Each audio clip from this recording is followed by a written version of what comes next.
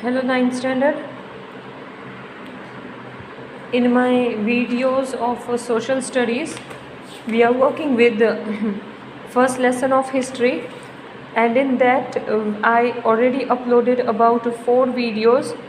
Today, this is my 5th video in which we will be doing our last 2 remaining topics of lesson, that is economic impact of the company and social impact of the company, that is British company का India में economic impact क्या था और social impact क्या था.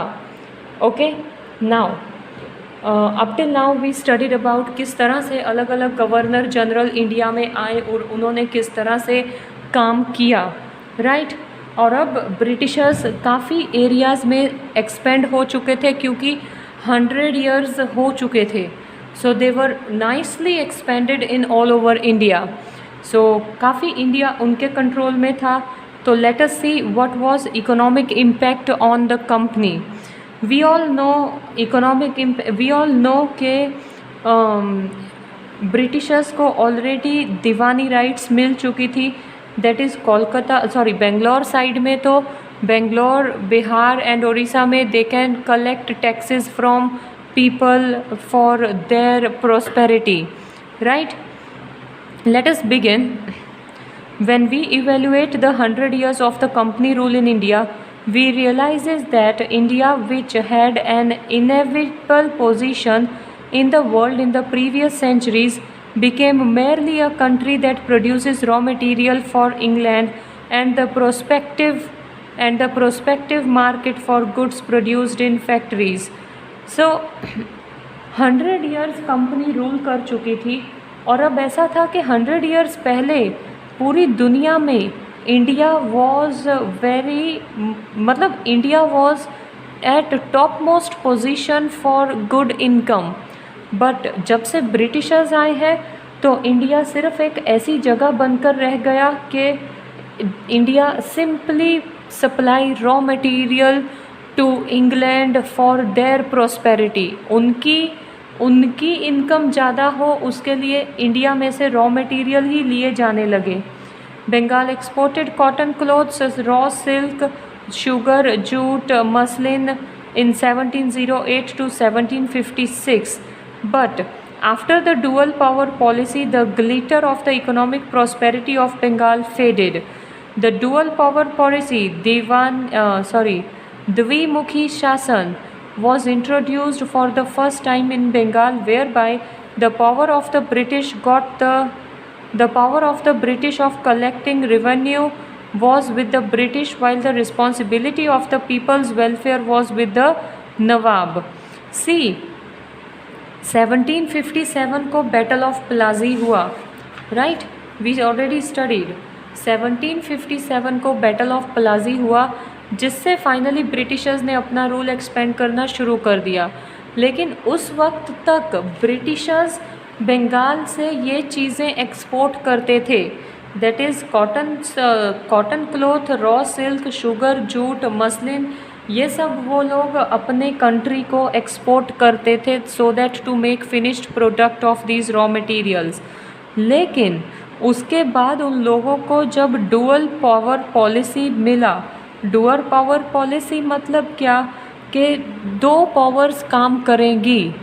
एक power काम कर रही है जो लोगों की भलाई के लिए काम करेगी और दूसरा लोगों से टैक्स वसूल करेगी. अब देखा मतलब legally it should be like which government is taking care of people, they should only collect tax.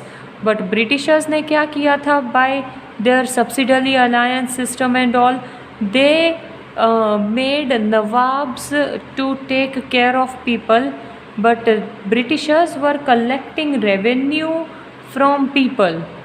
Okay, वो लोग नवाब को कुछ नहीं देते थे टैक्स के अमाउंट में से. वो लोग पूरे का पूरा टैक्स इकट्ठा करके अपनी कंट्री को ज़्यादा प्रॉस्पर बनाने की कोशिश करते. और दूसरी साइड नवाब लोगों को संभालने के लिए कोशिश भी करता, but Nawab is not that much capable.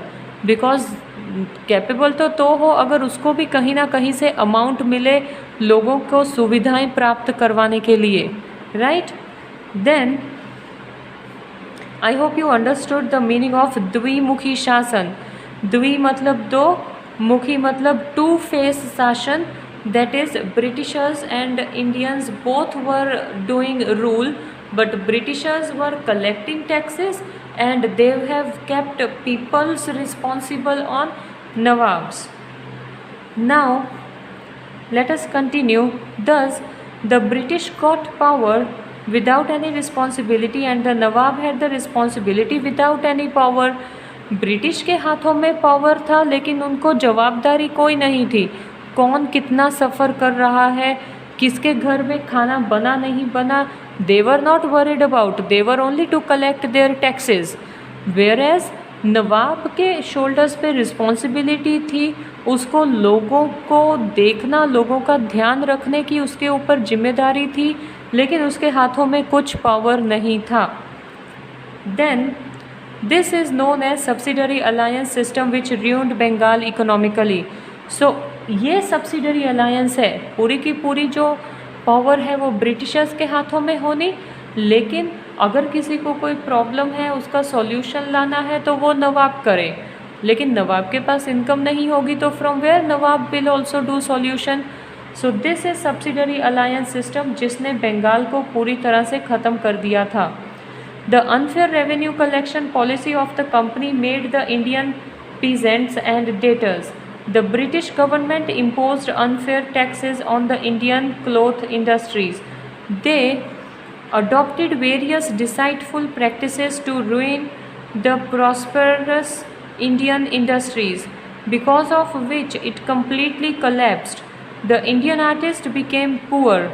Now यहाँ पे क्या हो रहा था, ब्रिटिशर्स इंडियन के काम करने के प्रोसेस को देखे बिना Britishers were imposing taxes on them. Okay, ज़्यादा से ज़्यादा और अनफेयर टैक्स इम्पोज हो रहे थे इंडियन इंडस्ट्रियलिस्ट पर, जिसकी वजह से इंडिया की इंडस्ट्री पूरी तरह से ख़त्म हो गई. ओके, और इंडिया के जो आर्टिस्ट थे, जो अलग अलग प्रोडक्शन में काम करते थे, दे बिकेम पुअर, वो लोग गरीब होते गए, एंड अनएम्प्लॉयड, और बेरोज़गार हो गए, क्योंकि इंडस्ट्रीज़ ख़त्म हो जाएंगी तो वो लोग बेरोज़गार होंगे ही. The company traders force the weavers of Bengal to sign contract for providing definite quantity of cloth in the short period. So company ने इवन बंगाल के जो वीवर्स थे, जो प्रोडक्शन में काम करते थे, उन लोगों के साथ भी कॉन्ट्रैक्ट साइन कर लिया था क्लोथ्स की सप्लाई करने के लिए, कि हमें इतने टाइम के बाद इतने मीटर्स, इतना स्टॉक में क्लॉथ चाहिए. और बंगाल के वीवर्स ने भी उन लोगों को से if weavers refused he would be punished by being lashed और जेल. लैश्ड मतलब उनको मारना या फिर उनको जेल में रख देना. सो वीवर्स के ऊपर प्रेशराइज करके उनसे ये डील साइन करवाई जाती थी क्लॉथ सप्लाई करने का. और अगर वीवर्स बाय चांस उसमें मना करते तो वीवर्स को ही परेशान करते थे वो लोग. Okay, before the arrival of company the Indian villages was self reliant and prosperous, but under the company rule they became dependent and poor. जब तक ब्रिटिशर्स नहीं थे तब तक लोग अच्छे से रह रहे थे, देवर फ्रीली अपना वो लोग काम करते थे, खुशी से रह रहे थे. But once Britishers came and then Britishers की वजह से जो लोग खुशहाल रह रहे थे, they people also became poor and dependent. वो लोग भी डिपेंडेंट होकर रहने लगे क्योंकि अनएम्प्लॉयमेंट बढ़ने लगा था. During the rule of English east India company the first railway line between Mumbai and Thane and steamer service between India and England was started and developed in the ports in Mumbai, Madras, Chennai and Kolkata took place.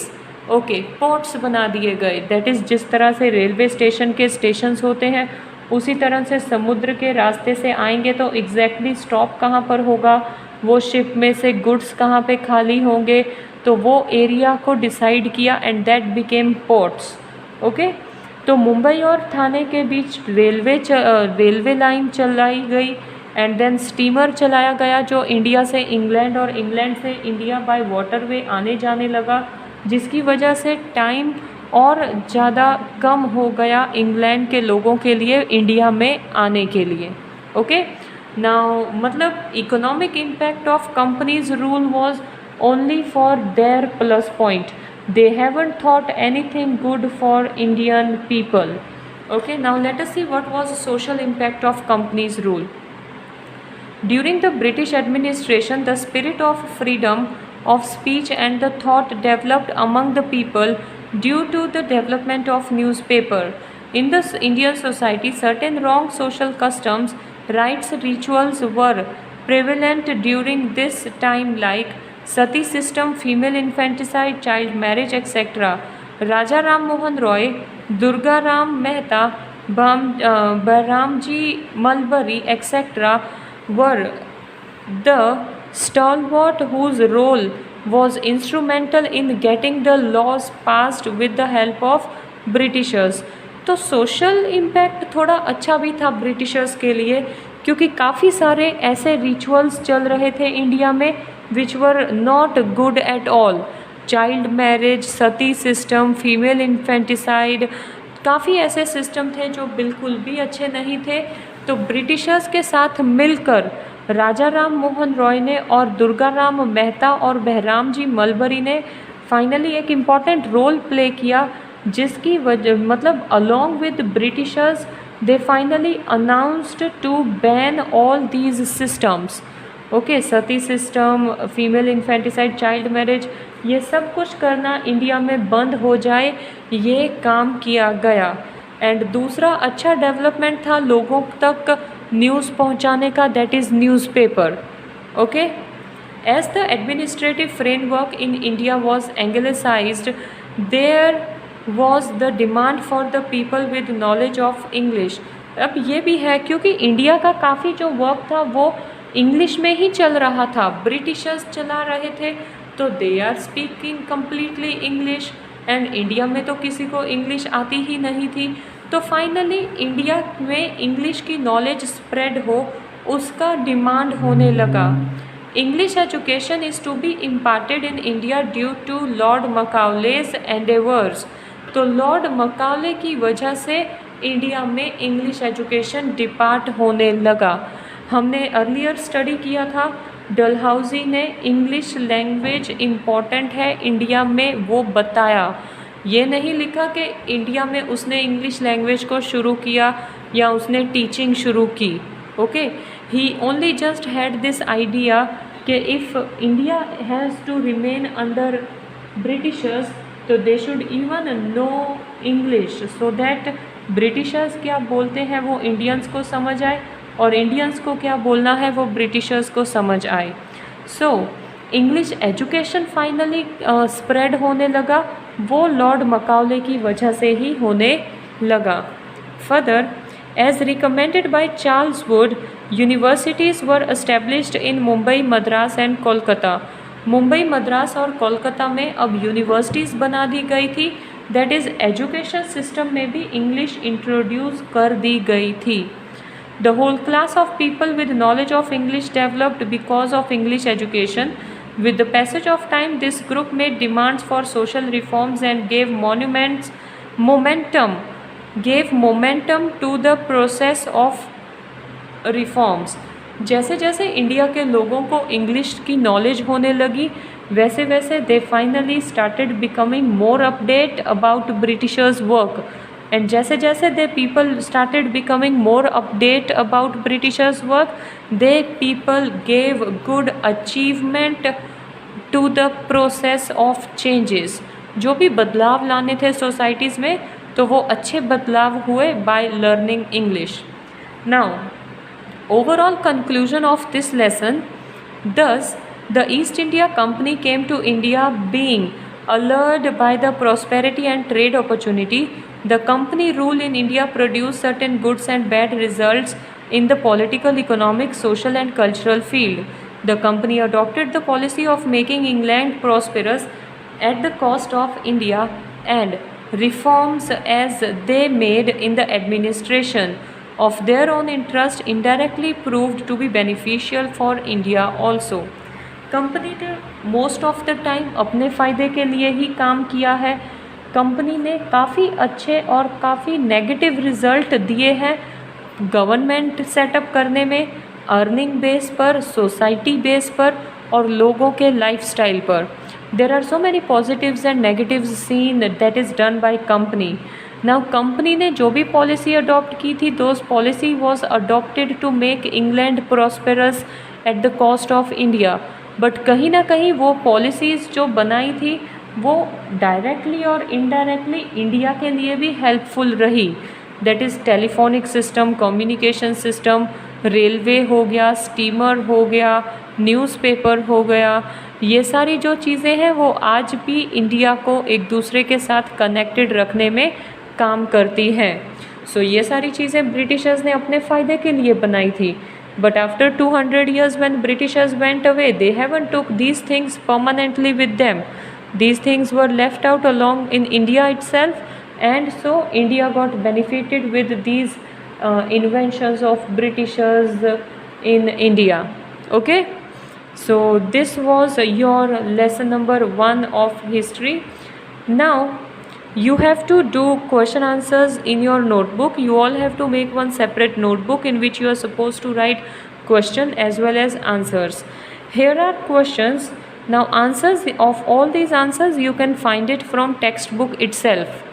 Okay, now in your textbook when you will find and start writing answer, see that you write your answers in points. Okay, ये सारे answers points में लिखने हैं आप लोगों को. Okay, don't skip any single answer. There are 7 total questions, 3 from answers in detail and 4 from answers briefly. Okay everyone, there are 5 MCQs also on page number 8 and 9, but that you can do it on book itself. No need to do it in notebook. In your notebook you have to write down these question answers only by putting your heading of history on the top. Okay, one more thing, you all have to make one notebook only for your history, geography and civics. But as you all are in 9th standard, be responsible and do your work sincerely. Complete your work honestly, point to point. Understood? Detail matlab you people should cover up with at least 8 to 10 points. Detail है तो it may come up 3 to 4 marks. Okay, and briefly मतलब you may go on with 4 to 6 points in this, because briefly it may come either in 2 marks or 1 mark or even 3 marks as well. Okay, so 4 to 6 points for these 4 answers, 8 to 10 points for these 3 answers. Understood everyone?